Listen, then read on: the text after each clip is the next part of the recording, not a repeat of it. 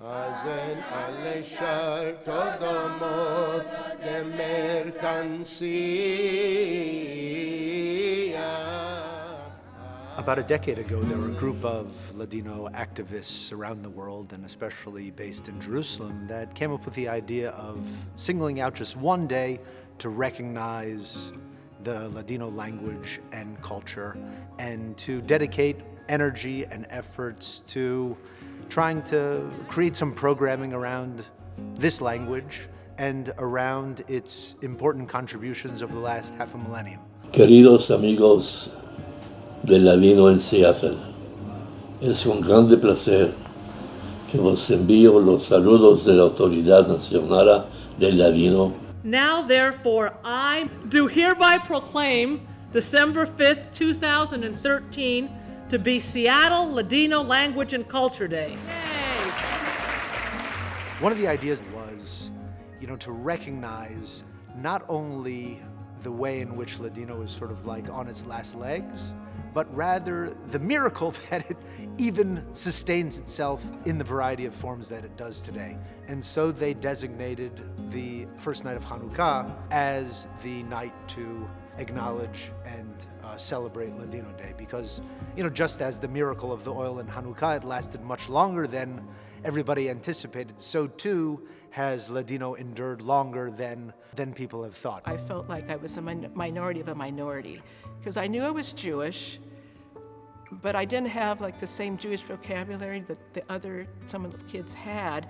My parents were immigrants, they were a lot older than I was, and what they had at home was comfortable for us, but as soon as we went to the outside world, I didn't have the validation that, I'm just like everybody else. I never had that. The Ladineros came about because I was always aware of Ladino in the community. When I first heard there was like a weekly class, it was taught by Ike Azos, who I've known since I was a child. He taught it in a very active, enthusiastic way where it was conversational. Because I started with the Ladineros, I considered myself enough of an expert to hold weekly classes, and it was one of the highlights of my life. I enjoyed it very, very much because we were reading things and translating it from Ladino to English, and we had some differences in opinion of how to pronounce different words, and so it was a lot of laughter involved with that and kidding each other of who was right and who was not. Lucy loved Ladino. She loved the class. She took a notebook with her every Wednesday, and any new Ladino words that she was not familiar with, she would write in her notebook so that she would keep them captured. We enjoyed our Ladino class very, very much. It was a place where you could be with people that you knew, people that wanted to keep the language going, and it was fun. It was a lot of fun. When Ladino Days became a new thing and our group was involved with it, that was very, very special for me, and I believe for the rest of the people in our group, because we felt we were the stars of the show. It was the most positive thing Lucy could imagine, because she hoped that Ladino would be preserved.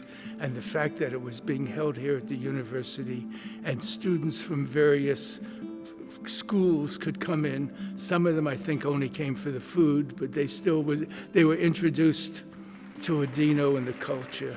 Unfortunately, she did not have very many years of Ladino days, but she was one of the original Ladineros. And I have to admit that the few weeks after she passed away, the Ladino Days was very special as the community gave honor to Lucy in her passing.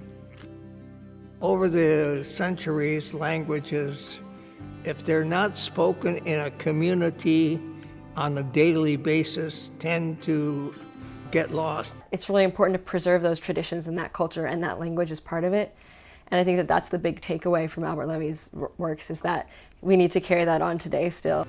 I think we're all aware that this designation of Ladino is an endangered language, and that's a reality. But I think we should always also focus on what's happening. Like students from non-Sephardic, non-Jewish backgrounds are taking Ladino classes. People from non-Sephardic, non-Jewish backgrounds, they're teaching Ladino. So these are big changes. And in the scholarship, there is this growing field we call Sephardic studies. So rather than describing and defining Ladino as a dead or dying language, I think I tend to focus on its survival, the resilience and the creativity within the language. I remember we had David Bunis here, and he put a phrase on the board which was in Ladino, written in Hebrew characters. And so none of the students there could figure out what it said on their own. But the person who knew Hebrew characters began to sound it out. And the person who knew the Spanish language began to understand what some of the basic terminology was. The student who knew Turkish was able then to kind of finesse and massage and understand the Turkish influence of the language.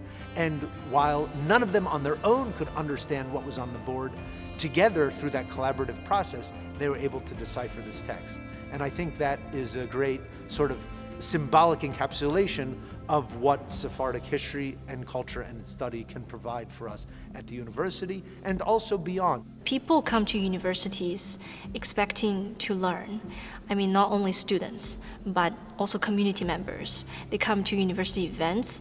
They're ready to learn. They're ready to absorb the knowledge. And with this institutional effort of Ladino Day, to give it a name, to give it a place, people realize that it is important.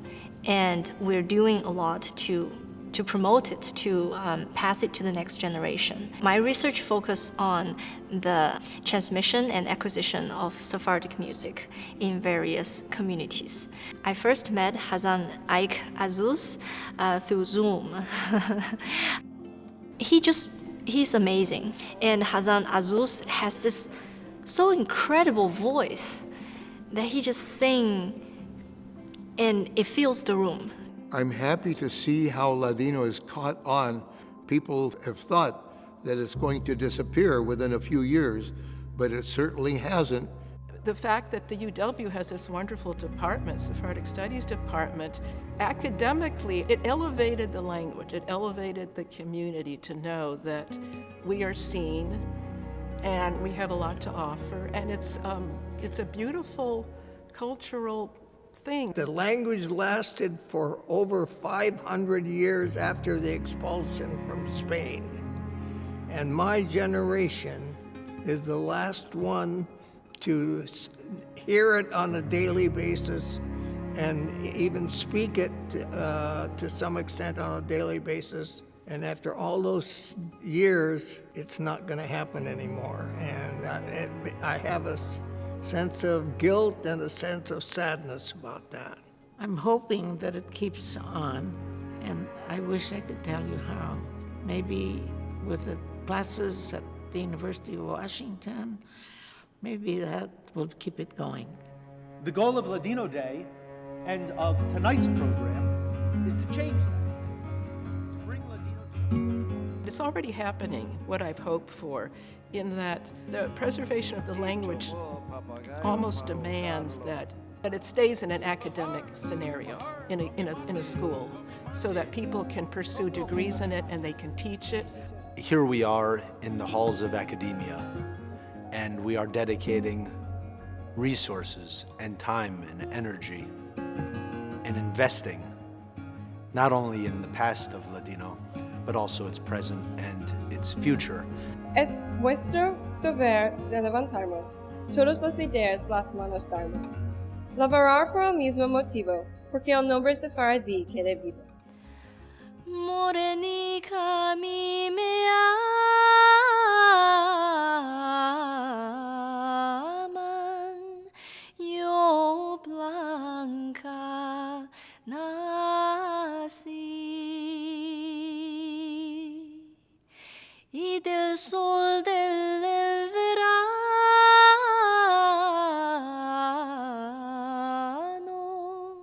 yo mise ansí, morenica,